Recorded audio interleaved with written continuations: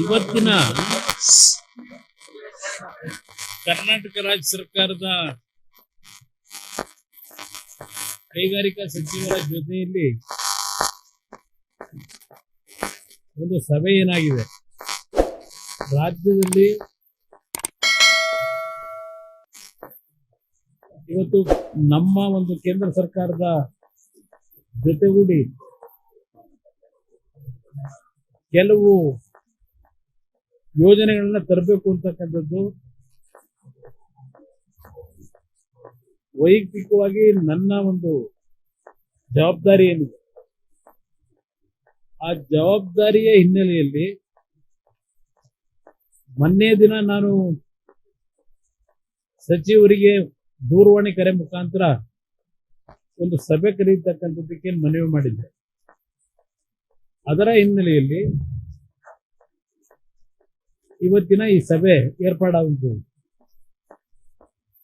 ಈ ಸಭೆಯಲ್ಲಿ ರಾಜ್ಯ ಸರ್ಕಾರದ ಸಂಬಂಧಪಟ್ಟಂತ ಅಧಿಕಾರಿಗಳು ಮತ್ತು ವಿಶೇಷವಾಗಿ ನಾನೇನು ನಮ್ಮ ಒಂದು ಇಲಾಖೆಗೆ ಸಂಬಂಧಪಟ್ಟಂತ ARA ಅಂತಕ್ಕಂಥ ಟೆಸ್ಟಿಂಗ್ ಸೆಂಟರ್ನ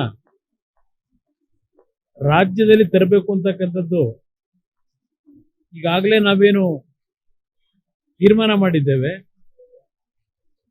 ಇವತ್ತು ಈ ಟೆಸ್ಟಿಂಗ್ ಸೆಂಟರ್ಗಳು ಇರ್ತಕ್ಕಂಥದ್ದು ದೇಶದಲ್ಲಿ 4 ಭಾಗದಲ್ಲಿ.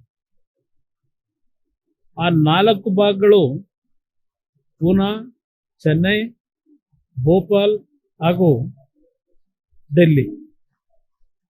ಇಲ್ಲಿ ಕರ್ನಾಟಕದಲ್ಲಿ ನಾವು ಈ ಒಂದು ಟೆಸ್ಟಿಂಗ್ ಸೆಂಟರ್ ತರಬೇಕು ಅಂತ ಇದ್ದೇವೆ. ಇದು ಬಹಳ ದೊಡ್ಡ ಮಟ್ಟದ ಹೈಟೆಕ್ ನ ಟೆಸ್ಟಿಂಗ್ ಏಜೆನ್ಸಿ ಇದೆ. ಒಂದು ಇಂಟರ್ನ್ಯಾಷನಲ್ ಸ್ಟ್ಯಾಂಡರ್ಡ್ಗೆ ತೆಗೆದುಕೊಂಡು ಹೋಗ್ತಕ್ಕಂಥ ಒಂದು ಟೆಸ್ಟಿಂಗ್ ಏಜೆನ್ಸಿನ ತರಬೇಕು ಅನ್ನೋದು ನನ್ನ ಉದ್ದೇಶ ಏನಿದೆ, ನಮ್ಮ ಇಲಾಖೆ ಉದ್ದೇಶ ಏನಿದೆ.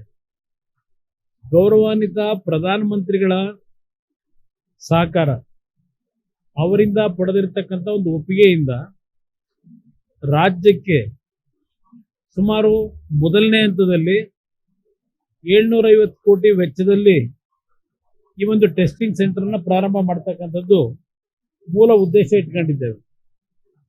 ಈ ಟೆಸ್ಟಿಂಗ್ ಸೆಂಟರ್ ಬರೋದ್ರಿಂದ ಹಲವಾರು ಎಲೆಕ್ಟ್ರಿಕ್ ವೆಹಿಕಲ್ಗಳನ್ನ ತಯಾರು ಮಾಡ್ತಕ್ಕಂಥವ್ರು ಮತ್ತು ಹಲವಾರು ಮ್ಯಾನುಫ್ಯಾಕ್ಚರಿಂಗ್ ಸೆಕ್ಟರ್ನಲ್ಲಿ, ಆಟೋಮೊಬೈಲ್ ಸೆಕ್ಟರ್ನಲ್ಲಿ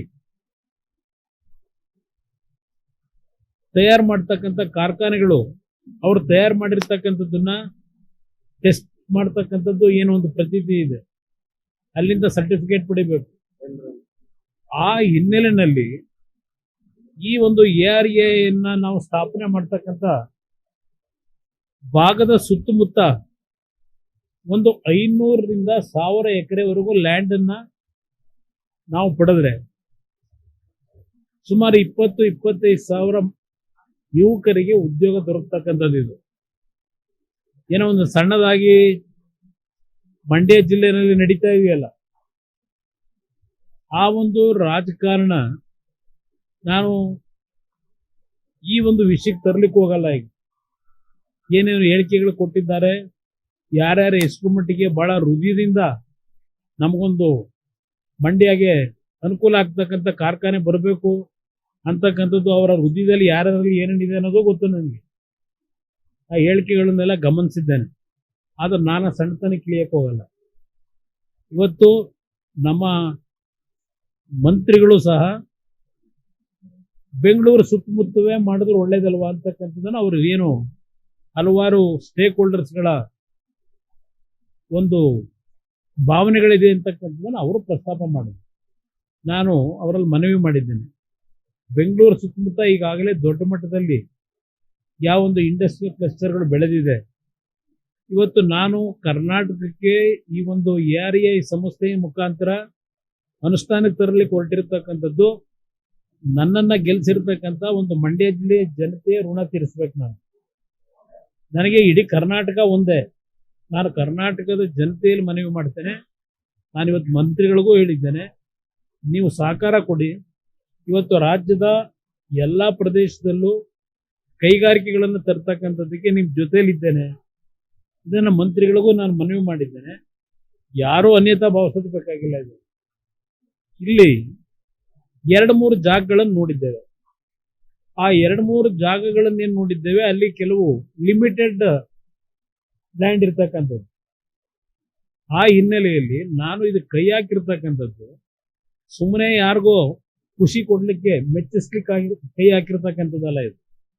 ಇದು ಮುಂದಿನ ದಿನಗಳಲ್ಲಿ ಹಲವಾರು ನೂರಾರು ವರ್ಷಗಳು ಒಂದು ಬಡ ಕುಟುಂಬಗಳ ವಿದ್ಯಾವಂತ ಯುವಕರಿಗೆ ಒಂದು ಬದುಕಿಗೆ ದಾರಿ ಆಗಬೇಕು. ನಮಗೆ ಆ ದೃಷ್ಟಿಯಿಂದ ಇದು ದೊಡ್ಡ ಮಟ್ಟದಲ್ಲಿ ಬೆಳೆಬೇಕು ಅಂತಕ್ಕಂಥ ಹಿನ್ನೆಲೆಯಲ್ಲೇ ಇವತ್ತು ನಾವು ಈಗಾಗಲೇ 500 ಎಕರೆಯ ಒಂದು ಪ್ರದೇಶ ಎಲ್ಲಿ ಸಿಗಬಹುದು, ಮೂಲಭೂತ ಸೌಕರ್ಯಗಳು ಎಲ್ಲಿ ದೊರಕಬಹುದು, ಕೊಡ್ಲಿಕ್ಕೆ ಸಾಧ್ಯ, ಇದೆಲ್ಲವನ್ನ ಗಮನದಲ್ಲಿಟ್ಟುಕೊಂಡು ಇನ್ನೊಂದು ವಾರದಲ್ಲಿ, ಯಾಕೆಂದ್ರೆ ಈ ತಿಂಗಳು 30ನೇ ತಾರೀಕಿನ ಒಳಗೆ ಜಾಗದ ಸಮಸ್ಯೆಯನ್ನು ಬಗೆಹರಿಬೇಕು. ಮೇ ತಿಂಗಳಿನಲ್ಲಿ ಫೌಂಡೇಶನ್ ಹಾಕಬೇಕು ಅಂತಕ್ಕಂಥ ನಿರ್ಧಾರ ಮಾಡಿದ್ದೇವೆ. ಕೇಂದ್ರದ ಕ್ಯಾಬಿನೆಟ್ ನಲ್ಲೂ ಅಪ್ರೂವಲ್ ಆಗ್ತಕ್ಕಂಥದ್ದಕ್ಕೆ ಈಗಾಗಲೇ ಎಲ್ಲಾ ರೀತಿಯ ನಮ್ಮ ಇಲಾಖೆಯಿಂದ ಸಿದ್ಧತೆಗಳನ್ನು ಮಾಡಿ ಇನ್ನೊಂದು 8 ದಿವಸದಲ್ಲಿ ಇವತ್ತು ಆ ಒಂದು ಒಪ್ಪಿಗೆಯನ್ನು ಪಡೆಯತಕ್ಕಂಥದ್ದಕ್ಕೆ ಈಗಾಗಲೇ ಎಲ್ಲ ಸಿದ್ಧತೆಗಳಾಗಿದೆ. ನನಗೆ ಮೊದಲನೆಯ ಆದ್ಯತೆ ಇವತ್ತು ಮಂಡ್ಯದಲ್ಲಿ ಆ ಜನತೆ ಹೋದಂತ ಪ್ರತಿಯೊಂದು ಸಂದರ್ಭದಲ್ಲಿ ಹಳ್ಳಿಗಳಲ್ಲಿ ಇಲ್ಲ ನಾವೇನೋ ನಿರೀಕ್ಷೆ ಇಟ್ಟಿದ್ದು ಒಂದು ಕಾರ್ಖಾನೆ ಬೇಕು ನಮಗೆ ಅಂತಕ್ಕಂಥದ್ದನ್ನ ಪ್ರತಿನಿತ್ಯ ಏನ್ ಹೇಳ್ತಾ ಇದ್ರು. ಆ ಹಿನ್ನೆಲೆಯಲ್ಲಿ ಈ ಕಾರ್ಖಾನೆಯನ್ನ ಈ ಒಂದು ಟೆಸ್ಟಿಂಗ್ ಸೆಂಟರ್ ಅಲ್ಲಿ ತರ್ತಿರ್ತಕ್ಕಂಥ ಉದ್ದೇಶ ಇದು.